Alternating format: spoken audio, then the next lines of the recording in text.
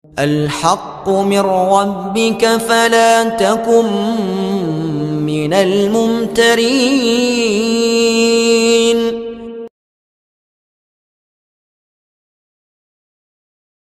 Dukun dakwah Al-Haqqu TV, pembangunan asrama, panti asuhan dan pondok pesantren Al-Haqqu, serta pembangunan Masjid Islami Center Al-Haqqu.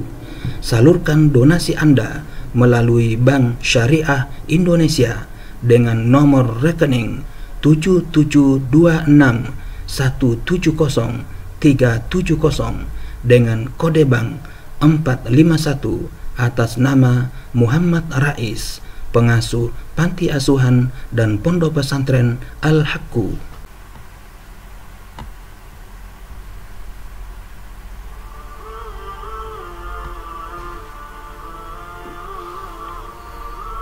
Kisah yang ke-11. Ayah dijual.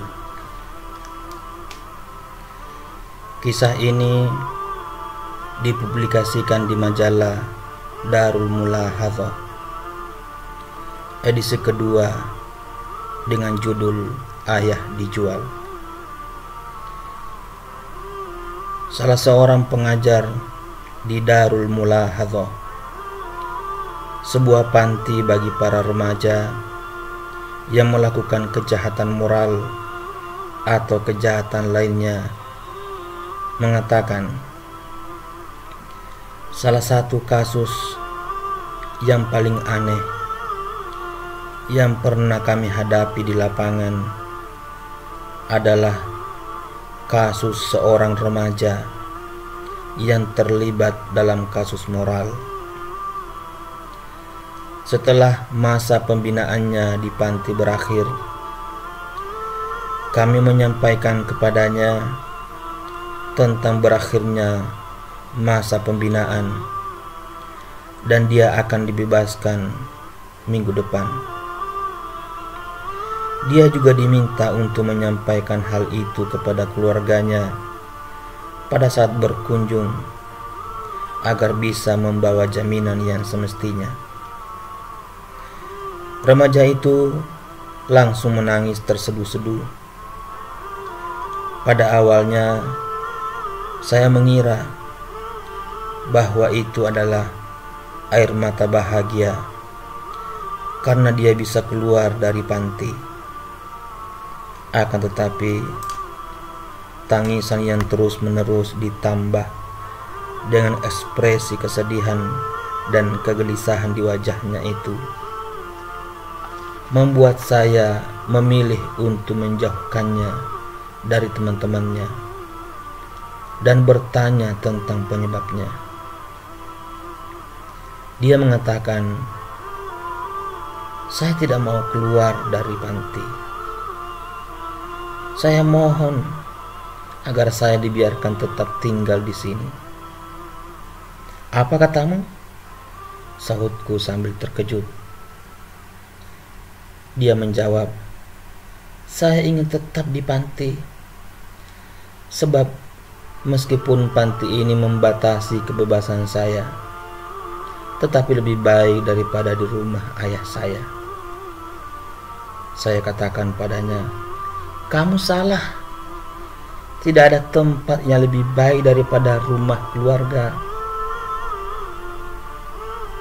Dengarkan cerita saya. Silakan Anda menilai sendiri, balasnya. Sampaikan saja apa yang ada di hatimu, kataku. Remaja berusia 13 tahun itu pun memulai kisahnya. Dia bercerita, ibu saya meninggal dunia sejak 8 tahun silam. Dia meninggalkan saya dan adik perempuan saya yang usianya 2 tahun lebih muda dari saya. Beberapa bulan setelah kematian ibu, ayah saya menyampaikan kepada saya bahwa dia akan menikah dan saya akan memiliki seorang tante yang menggantikan posisi ibu saya. Aku tidak bisa memahami ucapan itu dengan baik karena usiaku masih terlalu kecil. Kira-kira 1 pekan kemudian, ayahku mengadakan pesta pernikahan yang besar dan istri ayah pun datang ke rumah. Pada awalnya, tante memperlakukan kami dengan baik. Kemudian, lambat laun perlakuannya mulai berubah. Dia selalu mengadu kepada ayahku setiap kali dia pulang kerja. Tante mengatakan kepada ayah, "Putramu berbuat begini dan putrimu berbuat begitu." Sementara ayah yang baru pulang kerja dalam kondisi payah tidak siap mendengarkan satu saja masalah sekaligus mencari solusinya. Di samping itu, usia kami yang masih kecil dan lemahnya kemampuanku dan adikku untuk mengungkapkan isi hati kami membuat kami tidak punya kesempatan untuk membela diri. Istri ayahku sangat pandai merangkai dan membuat-buat cerita. Pada awalnya, hal itu ditanggapi oleh ayahku dengan memberikan nasihat kepada kami, dan kadang-kadang mendamprat kami dengan kata-kata yang pedas. Lalu, seiring dengan terus mengalirnya cerita-cerita dan pengaduan-pengaduan itu, maka reaksi ayah pun berkembang menjadi pemukulan, menjadi makian dan hinaan. Keadaan menjadi semakin buruk ketika ayah saya dikaruniai 3 orang anak dari istri barunya itu. Dan seiring dengan berjalannya waktu, status kami, saya dan adik perempuan saya, berubah menjadi pembantu di rumah. Kami harus melaksanakan semua tuntutan ibu tiriku dan anak-anaknya. Saya bertugas membeli segala kebutuhan rumah di pasar, sedangkan adik saya bertugas membersihkan rumah dan memasak di dapur. Kami merasa iri melihat anak-anak ayah yang menikmati cinta kasih, yang menikmati kemanjaan dan dipenuhi segala keinginan dan tuntutannya. Ayah saya merasa bahwa saya dan adik saya menjadi beban baginya dan mengganggu kebahagiaannya. Kami selalu menjadi penyebab keruhnya suasana rumah gara-gara cerita yang dibuat-buat oleh ibu tiri saya. Dan reaksi ayah selalu dengan memaki-maki kami. Kami dicap sebagai anak durhaka. Ayah tidak akan ridho kepada kami kecuali bila istrinya dan anak-anaknya ridho kepada kami. Kami juga diberi pukulan yang jelek-jelek. Kami juga diberi julukan yang jelek-jelek. Semua orang yang ada di rumah memanggil kami dengan julukan-julukan itu, sehingga kami nyaris lupa terhadap nama kami yang sebenarnya. Kami dilarang menikmati apa saja. Bahkan kami dilarang ikut bersama mereka ketika keluarga kami diundang untuk menghadiri acara-acara tertentu. Ada satu kejadian yang tidak bisa saya lupakan.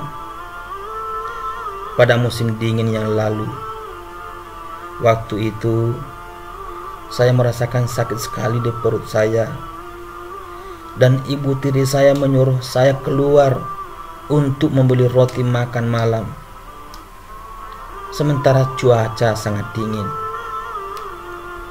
Saya katakan padanya bahwa saya sakit dan tidak bisa keluar pada saat itu. Kemudian dia mengatakan kepada ayah bahwa saya pura-pura sakit agar saya tidak melaksanakan tugas saya. Maka ayah saya langsung memukul, menampar, dan menendang saya hingga saya terjatuh akibat kesakitan dan kepayahan. Ketika kondisi saya memburuk, mereka terpaksa membawa saya ke rumah sakit. Saya menginap di rumah sakit selama 5 hari. Kendati merasa sakit dan payah, saya berharap akan muncul kebaikan dengan kejadian tersebut. Mudah-mudahan semua ini dapat menggugah hati nurani ayah dan membuatnya melakukan introspeksi diri. Tapi sayangnya dia tetap saja seperti semula. Setelah itu, saya mulai menemukan jalan untuk melarikan diri dari rumah. Saya bertemu dengan beberapa pemuda yang lebih tua dari saya. Mereka memberi saya kasih sayang yang sangat saya butuhkan. Melalui rasa simpati yang palsu itulah, mereka berhasil menipu saya, dan saya pun tergelincir bersama mereka dalam penyimpangan akhlak. Saya tidak mengetahui keburukan itu karena usia saya yang masih kecil dan kurangnya pengetahuan saya. Saya ditangkap dalam kasus penyimpangan akhlak dan dimasukkan ke panti ini. Di panti inilah saya mengetahui tingkat kesalahan yang telah saya lakukan. Saya bersyukur kepada Allah atas taubat saya. Apakah saya benar bila saya menangis? Bila saya sedih dan ingin tetap di panti Anda? Ataukah salah? Pengajar itu mengatakan,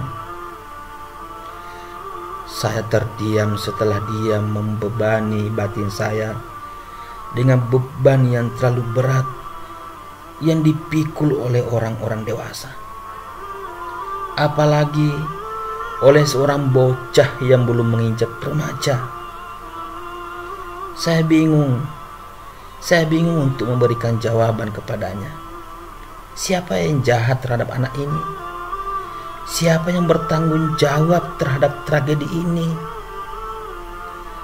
Apakah ibu tiri yang tidak memperhatikan Allah dalam memperlakukan anak tirinya? Ataukah sang ayah yang terpengaruh oleh bujuk rayu istri barunya sehingga melupakan insting kebapakannya, menjauhi rasa keadilan, dan menjadi boneka yang dipermainkan oleh benang-benang kebohongan dan permainan istrinya? Khayalan saya melayang jauh. Saya berkhayal seandainya ada sebuah pasar di mana setiap anak bisa memilih ayah yang baik, niscaya remaja itu akan memberikan semua miliknya untuk memilih seorang ayah yang baik. Tetapi berapakah harga laki-laki seperti ayahnya yang asli di pasar tersebut?